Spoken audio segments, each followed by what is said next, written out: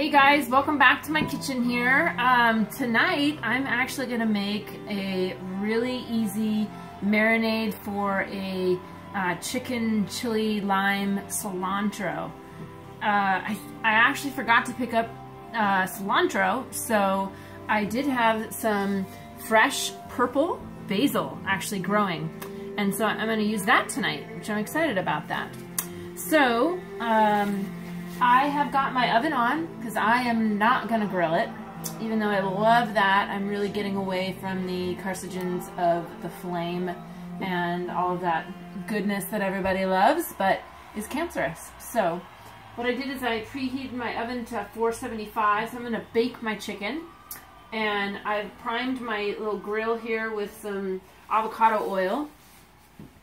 I went ahead and got my 4 tablespoons of olive oil in here. So this is going to be for the marinade and for the salad dressing. Okay, so I've doubled the recipe that I found, and again, I always find recipes and then I tweak them. I'm very much a recipe cooker. I'm getting better at being more creative with my own things, but if I find something, even if I haven't made it before, I'll make some tweaks on it that are more healing beneficial, and if it's just something that my body doesn't really digest well, then I will change that out. So like I said, I got the 4 tablespoons of olive oil. Then we're gonna go with 2 tablespoons of cilantro, which we're not doing, so we're gonna do the basil. And gosh, look at this stuff, it's just gorgeous, right? How many of you have seen purple basil? I just ran across this probably, I don't know, last year. I started growing it in my backyard and it actually had too much sun. So you can see some of these are getting a little faded because they're actually getting too much sun. So what I did is I added a cabbage in my pot and some peppers. So I've got all these really huge leaves that are protecting them so they're not getting quite as much sun, and I'm just stoked about that. I'll have to take a picture and show you the cabbage because it is huge. It's actually doing better in the front yard than the ones in the ground doing growing in the backyard. So I guess it's getting just a lot more early sun and afternoon. So okay, so what did I say? No, it's actually 4 tablespoons.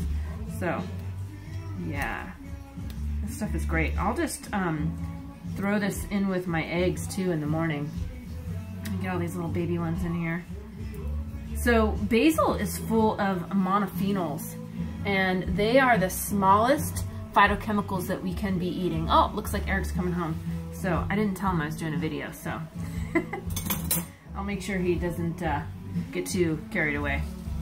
And so I think if I chop that up, I'm actually going to be using all of this and getting it all away. Hey babe! Hi! Guess what? Doing another video! Imagine that. I know, I let them know that you didn't know I was going to be doing a video. So I'm not walking around naked, so it's okay. Yeah, it's all good this time, right? Alright, so chopping up the basil. I was telling him I might get more likes if he was. he didn't agree, but yeah, no, I guess I am in favor there. Okay, so 2 tablespoons of the basil. I'm sorry, 4. I keep saying 2 because we're doubling this so that we can have it as a dressing. So after that, then we've got 2 cloves of garlic, which would actually call for 4. So you know, I'm gonna see clients tomorrow, so I just usually take it down a notch. All right, so we're doing 4 of those, and again, I think that those of you that had followed know this, but those that have just stepped in with this know that when you're actually cooking with garlic, now this is just gonna go raw in our dressing, but that you really want to set your timer for 10 minutes and let your garlic sit while it's before it goes into your food, because what that'll do is actually increase the phytochemicals yeah, if we chop it and we bring it right in there, it just breaks it up. It's kind of like when you cook nuts in a pan and it kind of opens up the flavors and releases. That's what this is doing as well. So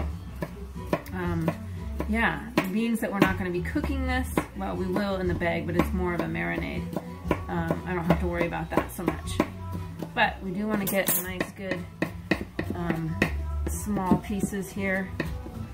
And, you know, I used to have a reaction to garlic. I would actually get a sore throat, and I haven't been noticing that anymore. So it'll be interesting to see if I notice anything with this raw garlic going in.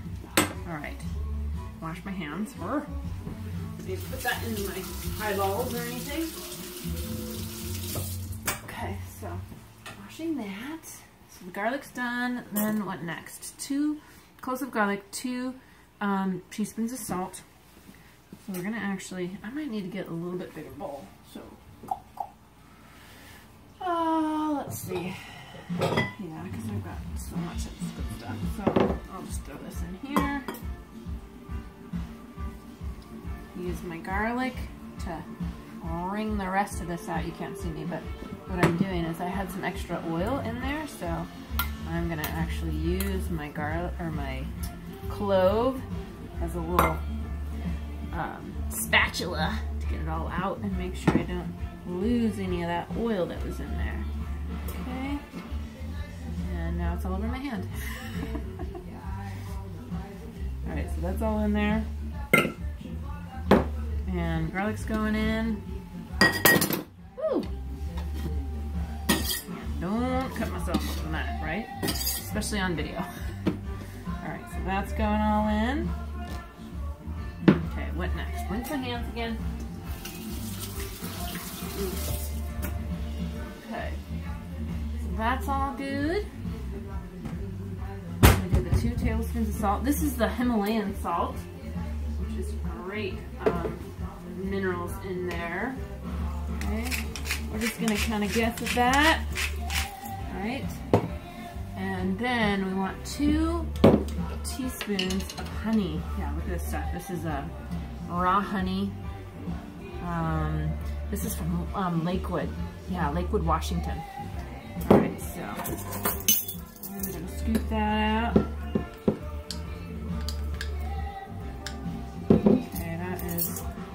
We said 2 teaspoons? Yeah. Okay, so that's going in. And 2. Okay.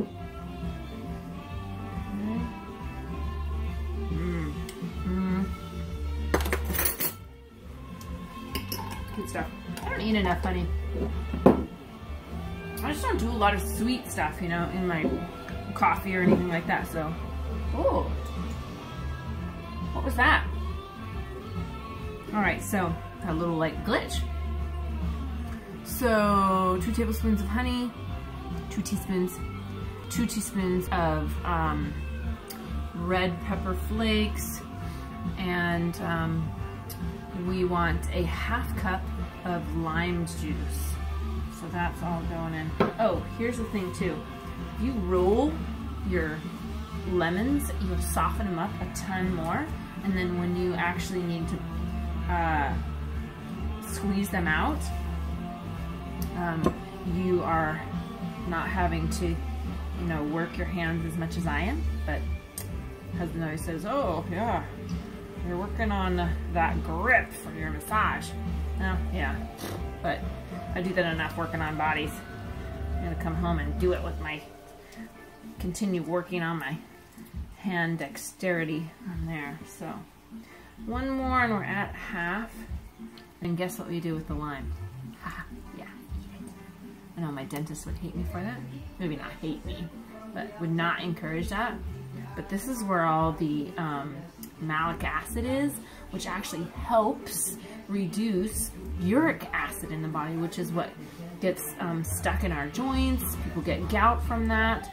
And it's this white stuff in here.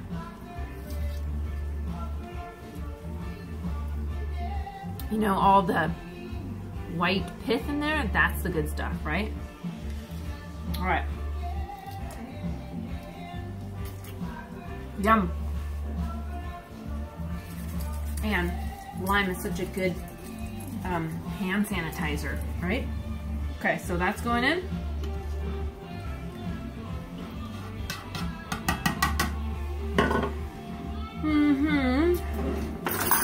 Stir that up a little bit. And get that honey dissolved. Yeah, I can feel that in there. Okay, so what else do we have? And then we have 2 zest of a lime. It'd be nice if I could use the zest of the stuff that I just squeezed out, but when it's soft like that, it's usually not as easy to do that, so we'll give it a try. All right, here's my zester. I love this guy. And I can just bring it like this, or I can open it all the way up and put it across, which is another good thing. All right, let's see what we can get without getting my fingers in it, right? Oh yeah. Just might work perfect. Alright. Yeah, that's the way to do it, right? So, definitely have to have a zester. And just get after that. Okay, so once you get this all together, then you can let your marinade set in your chicken for like overnight or at the least 30 minutes, which is what we're gonna do because I just got this recipe. Okay. And then you're just going to put it in the oven and let it cook up. And I really like my chicken tender and juicy, and so you don't really need to cook it for very long. A couple minutes on each side. Check it. I have to look into my Chef Ramsay reminder if it's here or here or here that you test. Eric, what's the chicken test? On the face, you know, you're testing when it's done. Is it chin, cheek, or forehead?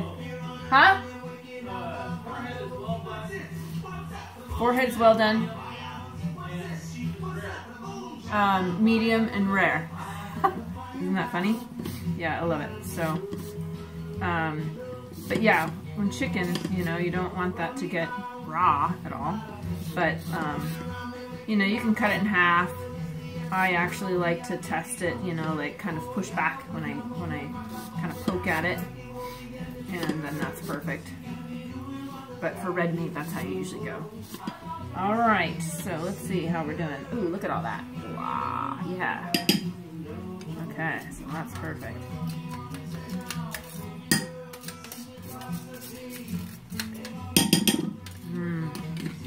All right, so yeah, so then that's it. You got your marinade together, and this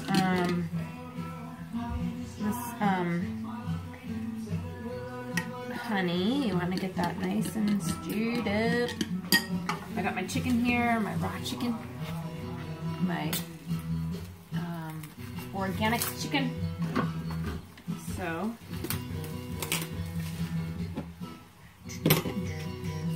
yeah, so one of the things that I like to do, of course, I'm using a cutting board that has the edge around it, and I'm pretty picky about making sure I use only the wood cutting boards for vegetables, and then use the plastic ones so I can sanitize it and so forth with the plastic. And I like to puncture my chicken so that all those good juices will get in there. A little bit of basil in there. Just poking that down. Here's the other one.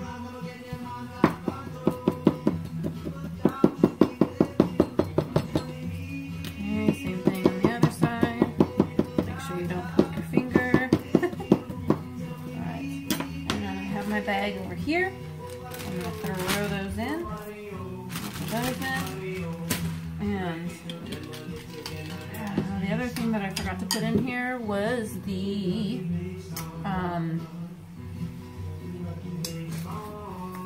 red pepper flakes. There's 1 teaspoon of that. So you can add as much as you want, you know, less or more for the flavor. Alright, so now the other thing that I want to do is take some of this for the dressing. Make sure that I have that set aside before I put it in with me. If you don't want any of that cross-contamination, that would be no good. Alright? Alright. So, I think what I'll do is I'll put it back in this, and then it's ready to go serve, right? Get a little taste of that first, right?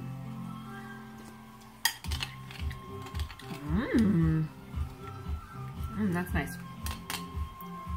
It's got a kick too. Okay. So,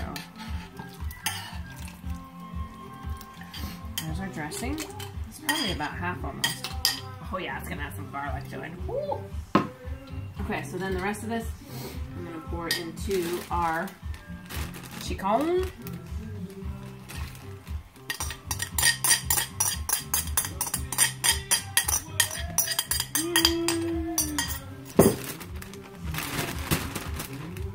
Close that, baby. And then, okay, and so there you go. There's all your marinade, and let that sit in the fridge for about 30 minutes. Overnight would even be better, and then cook it up. So I'm gonna make a salad on the side. You can put whatever you want in there. I'm actually going to be putting,